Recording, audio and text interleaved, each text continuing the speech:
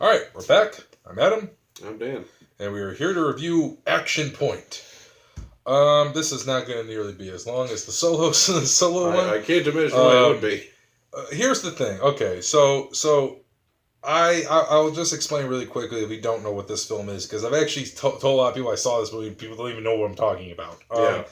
Action Point is a film that is stars Johnny Knoxville. And I don't know who directed it, and I think Johnny Knoxville actually technically produced the film too, and I think he might have helped write it.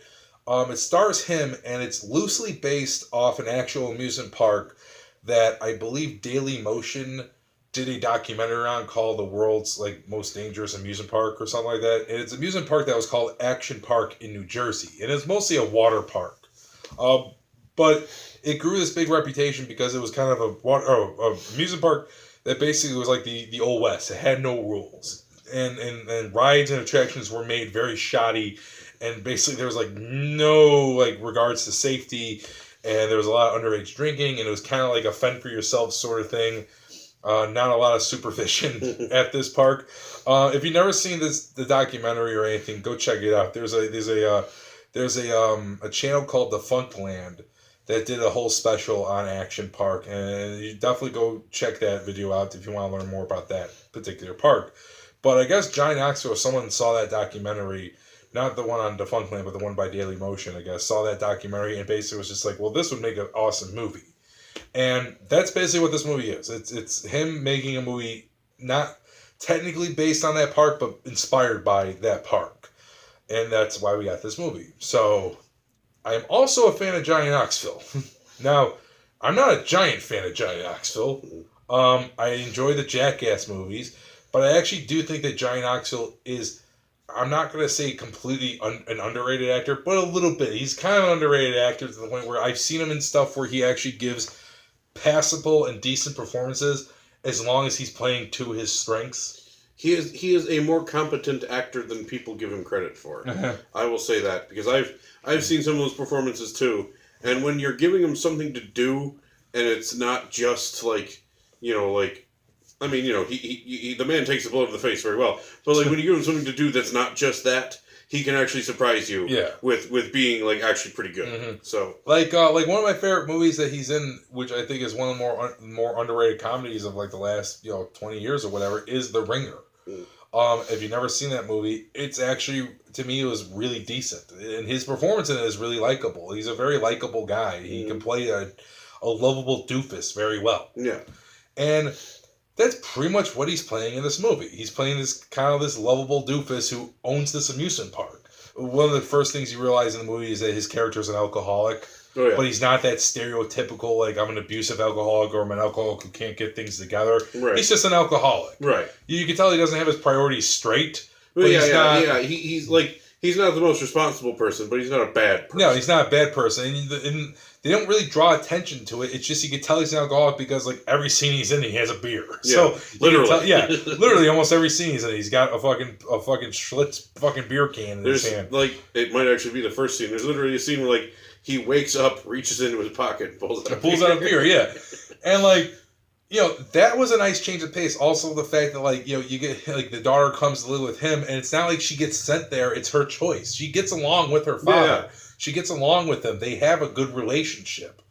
The main problem with this movie, as you could tell if you saw the trailers, is that they do Jackass-esque stunts in the movie. And when I say they, it's just Johnny Knoxville. Because the only other person in Jackass who appears in this movie is Chris Pontius. And we'll get to him in a little bit. But in the movie, if you saw the trailers, you saw there was that scene where he gets fucking catapulted into a barn. He fucking goes sliding off the fucking big slide where luge thing, luge thing that they had. You see him get fucked up, and that's actually in the movie. He does actually get fucked up. These were actual stunts that he did, but the problem is that these stunts don't really serve a purpose in the movie, except other than just to see Johnny Knoxville get fucked up. You look at that, you're like, there's no reason for them to do this. Yeah.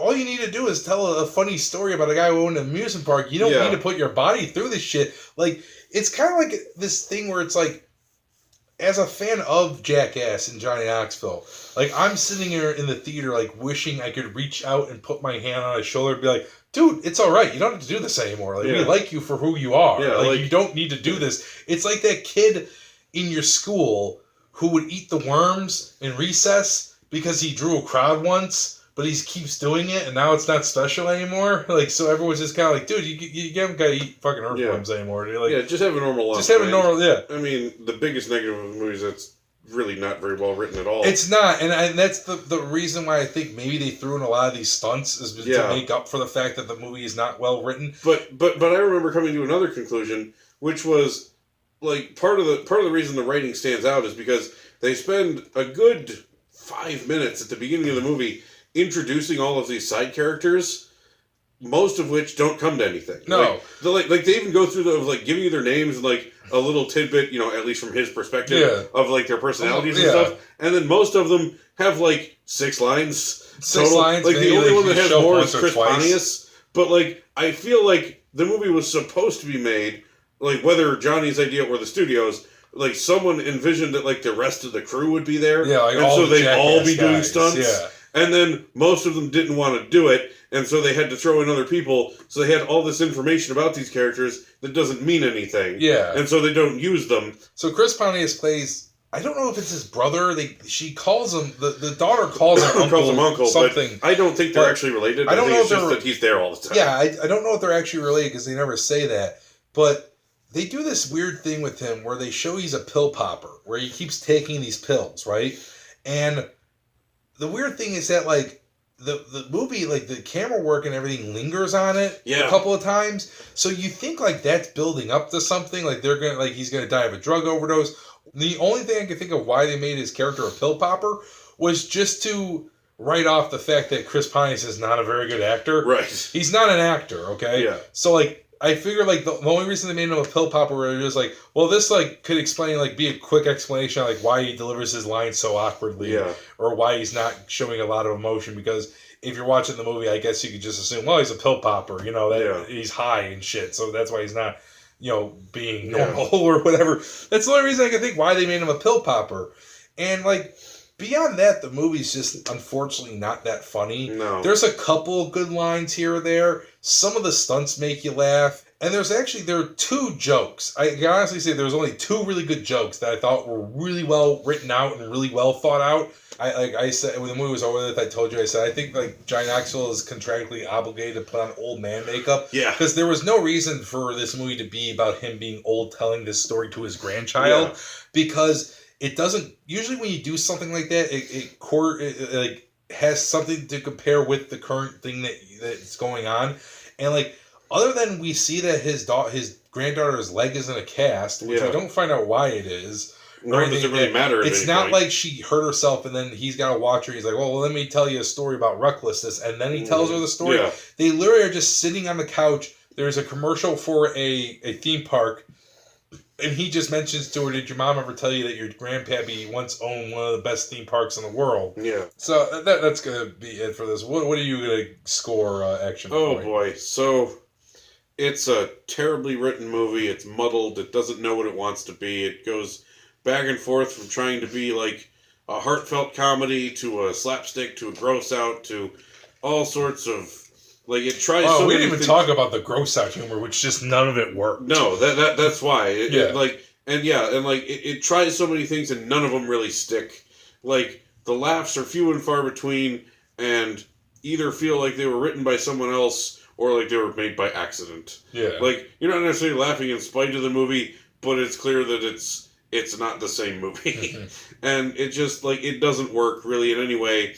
And if anything, I kind of left the movie feeling bad for Johnny Knoxville. But man, he's trying. And I do respect that. Like, he wants so bad to entertain people.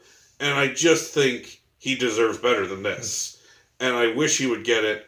I can't give this movie higher than a 5 out of 10. Like, and honestly, like, I would give it lower, but it doesn't make me angry the way that we've given, like, the lower ranked ones before. But, like, it's, like, so technically I'm giving it an average. It's below average, but I don't hate it. Like, and that's why I'm giving it a 5. Like, I my feelings are almost exactly the same as you. For me, it's like, the reason I went to go see this movie is because of the fact that like it was supposed to be based or inspired by Action Park, and it's something I know about, and it's something I've read about, watched videos about, and I found interesting. And when I heard they were making this movie, I thought to myself, this might be really good. And I saw Johnny Knoxville was attached to it. I'm like, all right, that's awesome. I like Johnny Knoxville. And yeah, the movie just doesn't work. It misses the mark so badly. But the thing is, like, the thing that pisses me off about the movie is the fact that you can watch this and you can see little glimmers of hope and little spots where you can see, like, man, they almost just hit it. Mm. Like, they almost got that mark. They're just a little bit off, you know? Like they just need a little bit of guidance. They just need a little bit of practice, and they can hit that mark. Yeah. But unfortunately, they just don't. Because I don't know if it's just because they're working with the wrong people. I don't know if it's just because they had the wrong fucking people behind the movie. I don't know what it was, but it's just that they failed, unfortunately, to deliver what I think they even wanted to deliver. It feels like as if someone, like, they threw in Jackass-esque stunts just because it has Johnny Knoxville and they thought to themselves, well, that's what people are going to be expecting. So I'm going to give it a 5 out of 10, and even that I could honestly say is kind of being generous. Yeah. But the thing is like, I do honestly think, like, you know, if you're a big fan of Johnny Knoxville, which I don't know how many people are out there anymore, but if you're a big fan of Johnny Knoxville, you like Jackass, you like, you know, you just want to see him do some stupid shit, and you don't care about story or anything, you know, you might enjoy this movie a little bit. I'm sure that when the movie comes out on like Blu-ray and shit, I'm sure it'll have like a bunch of special features, like stunts we didn't even get to see in the movie, I'm pretty sure. Either way, that's gonna do it for this review. So to recap, we both give Action Point a 5 out of 10, and we admit that's us kind of being generous at this point. Definitely not worth spending money on to go see like we did. Definitely would say at best, wait till it's on Netflix. Wait for a rental. So with that out of the way, please thumbs up the video if you like it. Please subscribe to our channel, and please leave a comment and let us know what you thought of Action Point. I don't know what we will be back with. There are some movies coming out within, at least in the month of June, that I am somewhat interested in. I know I kind of want to see Hotel Artemis. I don't know if I'm going to see it. I don't know if we're going to see it. There's a new horror movie coming out called Hereditary, which is... I've heard about that one. Which is getting great reviews, but like I've now been burnt on that so many times with A Quiet Place and with fucking... what's it called? It Comes at Night and shit. To the point where it's like, I don't even trust that anymore. I don't even know if I really want to see it. But I do have to say, whether we'll be back with anything like that, I don't know. But we are definitely going to be back with The Incredibles 2. Because there's no way we're missing that. Because we have been waiting a long time for an Incredibles sequel, and now we're finally getting it. So definitely check us out. We'll probably be back with that most likely. So until then, have a good one.